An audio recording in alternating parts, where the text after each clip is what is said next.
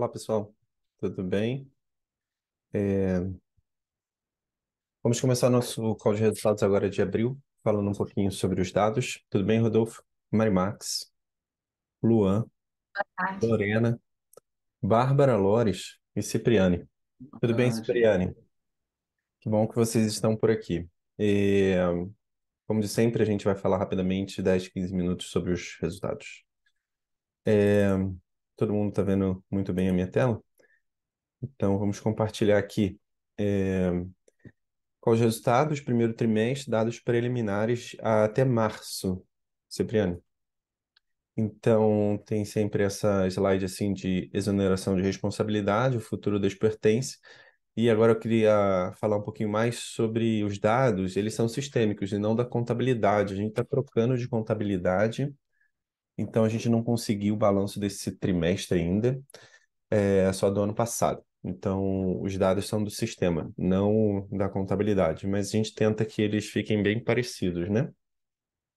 É, então, falar um pouquinho sobre a performance que a gente está vivendo, né? Antes, falar um pouquinho dos destaques. É, eu venho falando com o Rodolfo, que é coordenação geral de todos os cursos, né? Diariamente, a gente vem falando sobre alguns temas, né? Crescimento da receita. é, Eu vou falar mais na frente, mas a receita está maior do que o ano passado, mas a gente acha que vai crescer um pouco mais, a gente já vai falar sobre isso. Foco na redução dos custos operacionais, que é esse trabalho que eu faço com o Rodolfo diário, né, Rodolfo?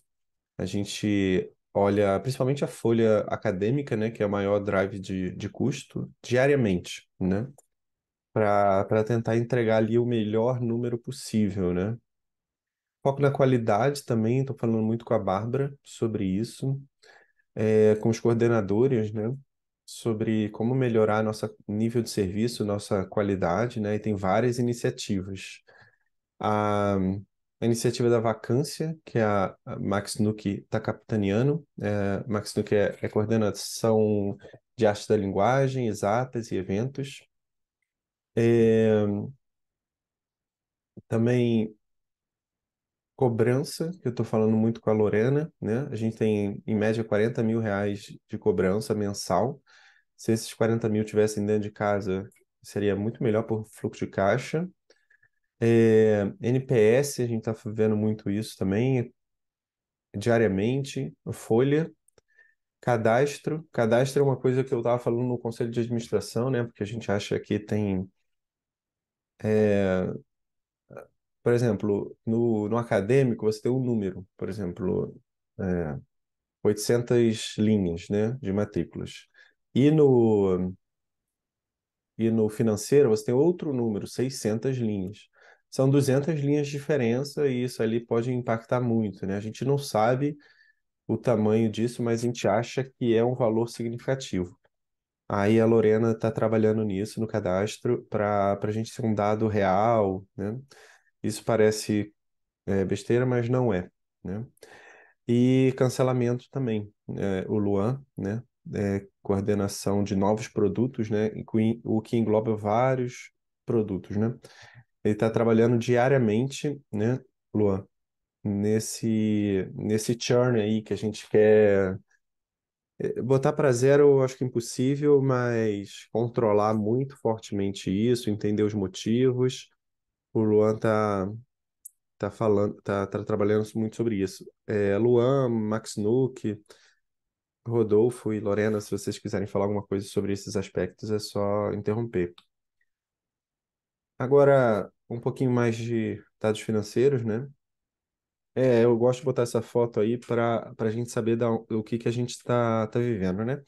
A gente está vivendo uma empresa que sempre cresce, não está perdendo tração, mas eu acho que vai voltar a tracionar.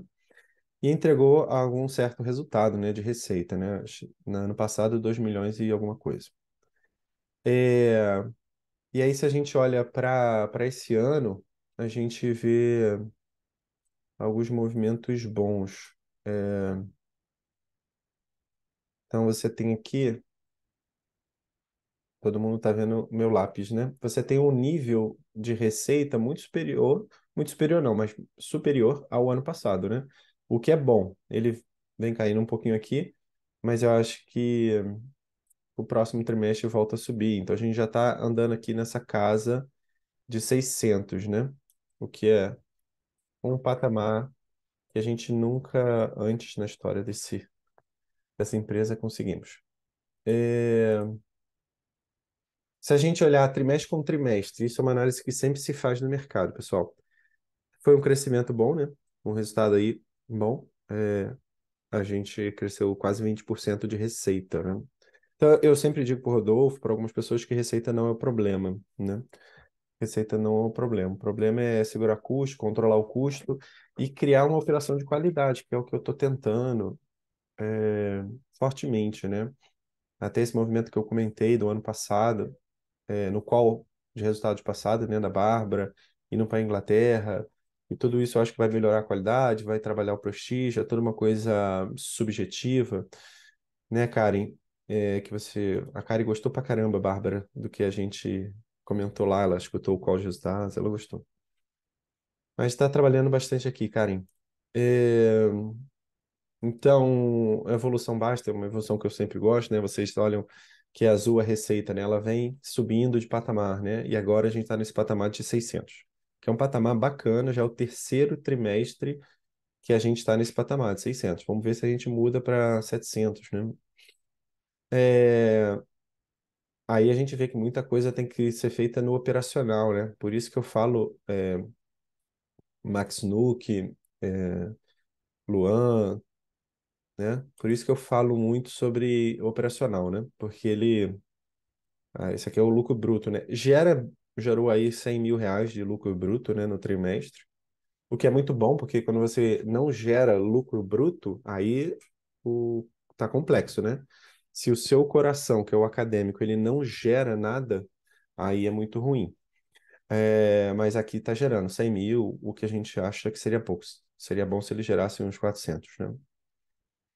É, Então, aqui eu queria trazer, não é dado contábil, né, mas é um sistêmico, né, mas para a gente ver no detalhe, assim, né, o que está acontecendo. Teve uma receita aí primeiro trimestre 200, 190, 170, aí voltou agora para 190, né, o Rodolfo acha muito que vai continuar nesse patamar, né, Rodolfo? A Bárbara está fazendo um trabalho muito bom no marketing, né, Bárbara? E aí tem toda a nossa expectativa é que a gente ande nessa casa de 200, né? Né? E, e um movimento muito bacana que eu acho bom salientar é essa questão dos despesas administrativas, né? Ela estava ali muito alta e a gente fez alguns cortes bons para ela diminuir. Eu acho que a gente vai começar a andar nessa casa de 30K por mês, né? Despesa administrativa. O que começaria a gerar lucro líquido, né? Não sei se o Rodolfo quer falar um pouquinho sobre isso, mas a gente acompanha isso diariamente, né? Se quiser. Exatamente. Dá licença. A gente acompanha diariamente, principalmente um valor que é muito importante observar, que acho que todo mundo pode observar ali na tabela, o Marcos pode mostrar uma seta ali, é Aham, que a gente está num ponto de inflexão ali no mês de janeiro, com relação de março para abril, um ponto de inflexão no lucro líquido recorrente. Se quiser falar do recorrente, Marcos, que isso aí aham. impacta no crescimento direto. E a gente pode observar que chegamos num ponto de inflexão de fato, segundo o que a gente está vendo em termos sistêmicos aí, né? O que que é o lucro recorrente? Aqui, por exemplo, nesse administrativo, para você diminuir ele, ou tanto no operacional, você tem muitos dados não recorrentes. Por exemplo, rescisões, né? Em março foram 24 mil reais de rescisão, né? Isso impacta o lucro líquido, mas não é que a gente vai ter esse 24 mil de rescisão todo mês, né? Então você não considera ele no recorrente, né? Por exemplo, a viagem da Inglaterra é um valor volumoso, mas a gente não vai ficar viajando para a Inglaterra todo mês. Então a gente expurga esses dados. Então expurga viagens, demissões, rescisões, e outras linhas ali, né? Tudo que não é recorrente. Então a gente teria essa linha de não recorrente, né? E ele vem caindo sistematicamente. e agora para abril a gente acha que vai dar lucro recorrente, e aí maio já vai dar lucro líquido, que é o melhor cenário, né? Para frente, a gente acha que a margem vai aumentando, né? Por que que a gente acha isso? É, tem uma receita que não cresce muito, mas eu acho que a Bárbara consegue entregar. A Bárbara está muito focada nessa questão de geração de receita. E eu e Rodolfo, a gente está muito focado nessa questão de controle de custo, né? O que gera lucro bruto e margem líquida. Não sei se foi muito técnico o que eu falei, mas esse foi um update aí que a gente pensou em dar sobre o nosso projeto. Eu acho que ele está caminhando muito bem. Com certeza tem muitos desafios, mas eu estava na reunião de conselho de administração, estava falando sobre a tese, né, que a gente tem de trazer novas famílias todos os anos, né? Ano passado, em 21, a gente trouxe duas famílias, eles botaram R$ 10.000. Ano passado, a gente teve 20 famílias e eles botaram R$ 250.000. Esse ano, a gente queria trazer mais umas 20, 30 famílias e captar R$ 800.000, mais ou menos, né, Bárbara? Para esse projeto que a gente tem uma tese, né, um projeto presencial, forte, que possa ter um ticket bacana de R$ 2, R$ 3.000, né? Não sei se a Bárbara quer falar sobre esse projeto. Mais uma tese que eu estava levantando na conselho de administração era: a gente traz esse investidor, não importa os resultados, ou espera, né? E uma coisa que está entrando no consenso aqui é que a gente só deve fazer o novo Investor Day, né? Que era para começar esse ano, no começo do ano, quando os resultados estiverem bons, né? Então, a minha tese, e o pessoal concorda bastante, é que a gente deve fazer um novo Investor Day mais para o final do ano, quando a gente conseguir entregar esses números aqui, 10, 15% de margem líquida, né? Para manter uma empresa saudável, conseguir, né? Então, não sei se a Bárbara gostaria de comentar sobre isso, Bárbara. E outra coisa é que a gente fez mais um pagamento de dividendos ontem, né? Então, aumentamos pela terceira vez consecutiva em 10%. Consecutiva não, pela terceira vez histórica, né? Em 10%. Que é essa mentalidade que eu tenho e eu gostaria de passar para vocês, que é uma coisa que eu aprendi muito nos Estados Unidos, que é Monthly Dividends Aristocrats. Todo mês os investidores receberem dividendos e sempre eles crescendo, né? Sempre eles crescendo. Com isso, dá uma segurança muito boa para as famílias que querem investir na gente, que a grande maioria aqui está investindo por acreditar nos valores, que realmente eu também acho que é muito bom, né? Mas a gente tem que dar essa resposta financeira para que atraiam famílias que acreditam nos valores, mas também atraiam todas as famílias, né, Bárbara? Não sei se você gostaria de comentar para a gente finalizar aqui a nossa apresentação. Bom, não, na verdade, tocando ainda naquela questão do presencial, né, que você tinha comentado, o que a gente vê, assim, por aí, né, quando a gente caminha na rua ou quando a gente abre o jornal, o Marco sempre insiste na tese que a gente tem que ler o valor econômico para acompanhar o que está acontecendo, é, é que você vê, né, grandes gigantes, né, do mercado aí, dessa parte da educação, que estão cada vez comprando mais escolas, né? Fulano comprou escola tal, fulano comprou escola tal, comprou o quê? E você vê, né, que infelizmente, é, em geral, são pessoas que estão vendo, claro, né, aquilo ali como uma oportunidade de negócio e conseguem alavancar ali ótimos resultados do ponto de vista financeiro, mas que não veem a educação como.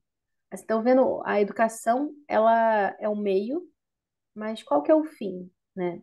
Para essas pessoas em geral, é simplesmente aquela parte de gerar lucro e ter bons resultados financeiros, quando na verdade o fim da educação deveria ser a formação do caráter. É claro, né? Se você tem uma empresa saudável, ela vai gerar lucro porque com esse lucro você consegue fazer com que ela cresça. Às vezes as pessoas falam assim, nossa, estão todos preocupados com o poder, não sei o que. Não, o poder é um verbo, né? Além de ser substantivo, poder é poder fazer alguma coisa. As pessoas falam que dinheiro, né, não é problema, dinheiro é solução. Então, ter dinheiro é uma coisa boa, né? Ter poder é poder fazer coisas boas também, né? Porque o problema é que, infelizmente, o poder muitas vezes está nas mãos dos maus. E o que a gente vê é alguns gatos pingados por aí, às vezes no Instagram, em alguns sites e tal, professores sozinhos, cada um ali, né, no seu mundinho, com seus seguidores, mas que não consegue causar um impacto grande na sociedade, assim, porque eles estão sozinhos, né? Aqui na academia, o que a gente quer fazer é lutar com as armas da guerra, né? Então, se são empresas que estão fazendo esses estragos que a gente vê, tanto do campo editorial, né, produzindo materiais didáticos com ideologias ruins, uma mentalidade perversa aí sendo transmitida para as crianças nas escolas. São empresas, né, que têm dinheiro para poder imprimir esses livros, para poder criar essas estruturas, enfim. Então, por que que do outro lado, né, assim, como que a gente vai lutar, né, contra um exército desse tamanho sozinho, né? Então a gente precisa unir forças e ter também uma empresa que seja interessante, que seja é, mesmo financeiramente viável, né, como o Marcos falava, né, ter essa questão dos dividendos, né, para que outras famílias acreditem na nossa empresa como meio de investimento pessoal, até para sua própria família, porque essa é uma forma de você crescer, de você conseguir captar recursos e ao mesmo tempo ajudar as outras famílias. Ao mesmo tempo que a família está te ajudando, você está ajudando aquela família. E aí você consegue ter uma grande rede de famílias que mutuamente se ajudam e conseguem, né, futuramente, né, bater de frente, né, com esses grandes aí do mercado. E às vezes a gente pensa, mas é um sonho muito distante. Bom, mas Davi enfrentou Golias, né, com a ajuda de Deus. Então, a gente também precisa fazer tudo como se tudo dependesse da gente, mas acreditar como se tudo dependesse de Deus, porque em última instância, né, é por aí que as coisas vão. Então é isso, né? O nosso grande sonho é esse, crescer bastante, ter, imagina, né, uma escola presencial grande, uma sede aí numa área rural, que os alunos de várias cidades do Brasil pudessem vir para cá, imagina, passar um intercâmbio, eu vou passar aqui um mês na academia, tem os quartos, tem o prédio que tem os quartos das meninas, tem o prédio que tem o Caraca, quarto dos isso é legal, meninos, hein? Isso é tem mesmo. uma trilha bem legal para a gente fazer, tem uma sala com piano, tem um Cara, teatro, sei lá, isso tudo é possível, né? O dinheiro está na mesa, né? Como o pessoal fala. A gente só precisa trabalhar para conseguir chegar lá. E contamos aí com a divulgação também de vocês, com a parceria de sempre e também com as orações, né? Porque nós não trabalhamos sozinhos, como eu falava antes.